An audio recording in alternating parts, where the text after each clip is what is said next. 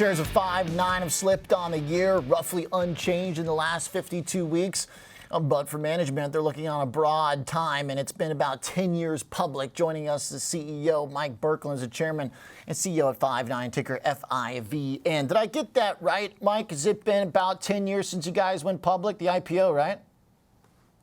That is correct, Oliver. 10 years ago, in fact, April 4th, we went back and celebrated the 10-year anniversary of our IPO, rang the bell at the NASDAQ. We had over 100 Five9ers that enjoyed the celebration with me, and it's been quite a journey. I've been here as CEO 16 years, 16 years as chairman and CEO, and it's been, during that 16-year period, we've gone from 10 million in revenue, and we'll cross $1 billion this year. Amazing.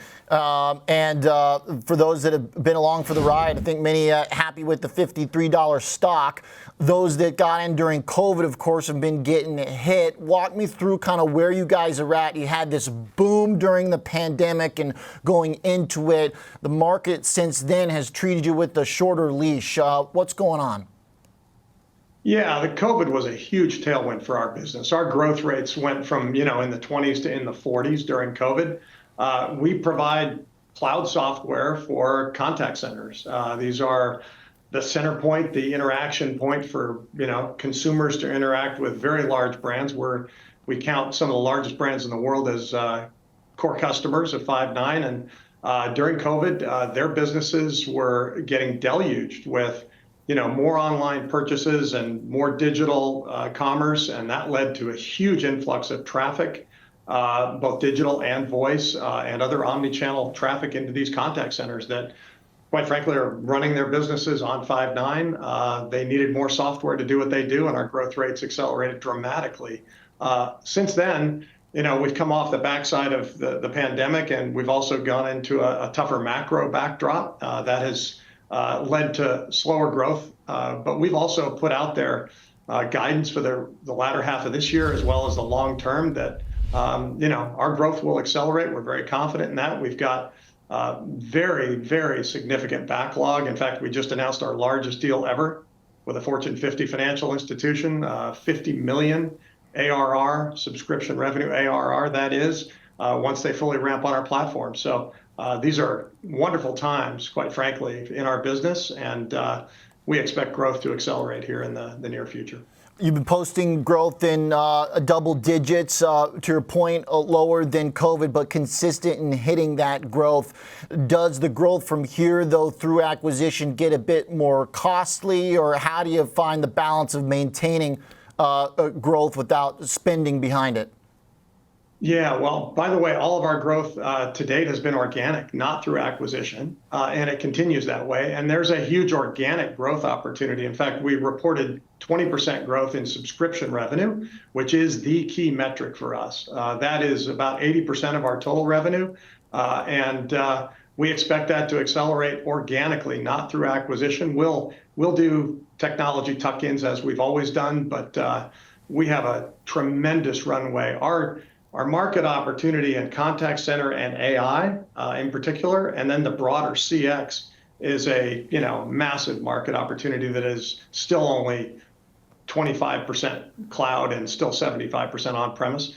We make a livelihood of replacing those on-premise legacy solutions in the contact center, like Avaya and Cisco, to name a couple. Okay, so you still see enough market share take and a big enough pie to grow. I ask about M&A, as there was a pretty big rumor a couple years ago that you guys were looking at Zoom. It seems like you've moved on from that. It seems like generally you've moved on from the idea of acquisition as a whole, fair to say.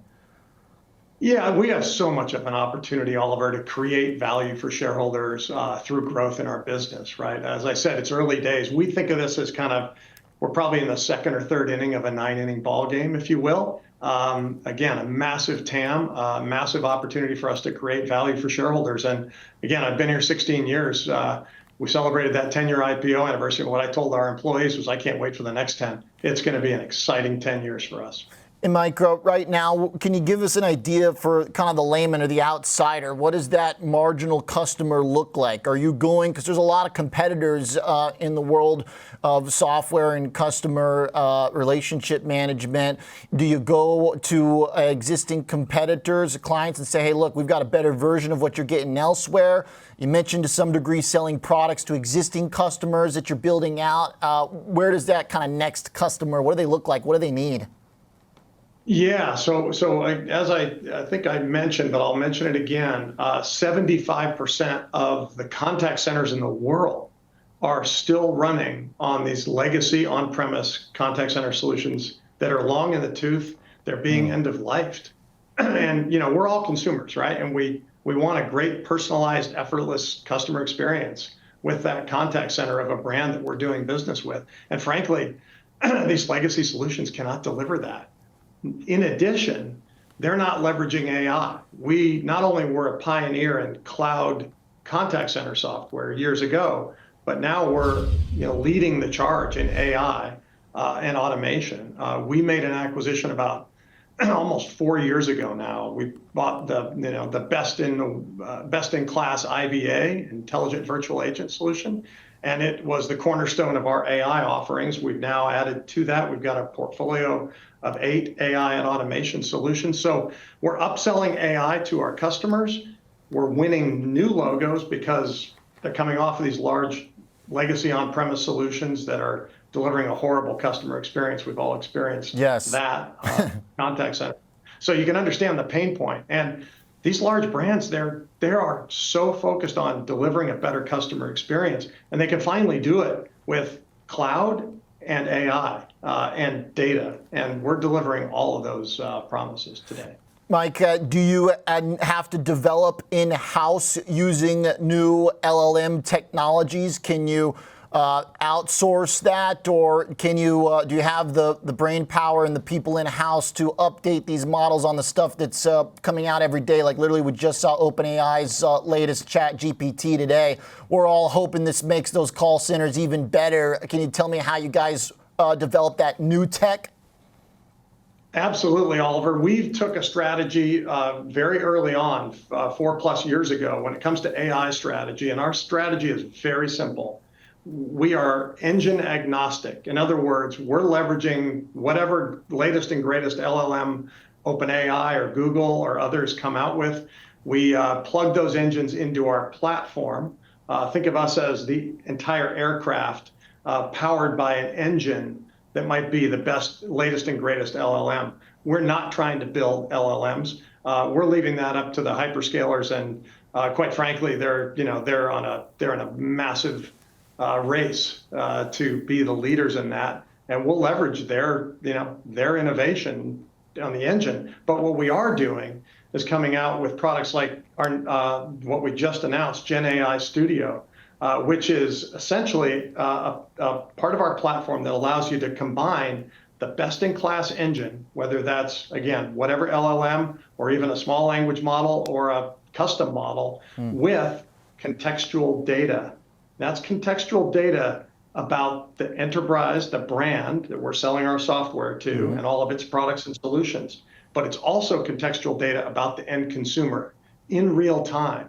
And when we're able to combine the best engine with the right contextual data, real time, that delivers a personalized customer experience. And that's, in the end of the day, what all these large brands are trying to deliver to you and I as consumers every day, is a personalized, effortless, seamless interaction.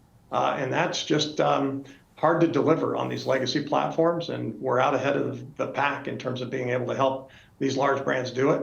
And that's why they're selecting Five9. All right, we'll continue to follow along because as consumers and customers, there's still a lot of low-hanging fruit, it seems, out there to modernize and improve those call centers, and to hear about leveraging with new technology is certainly exciting. Mike, thanks for your time, and let's be in touch. Thank you, Oliver. Appreciate that. Mike Burkland, Chairman and CEO at Five9.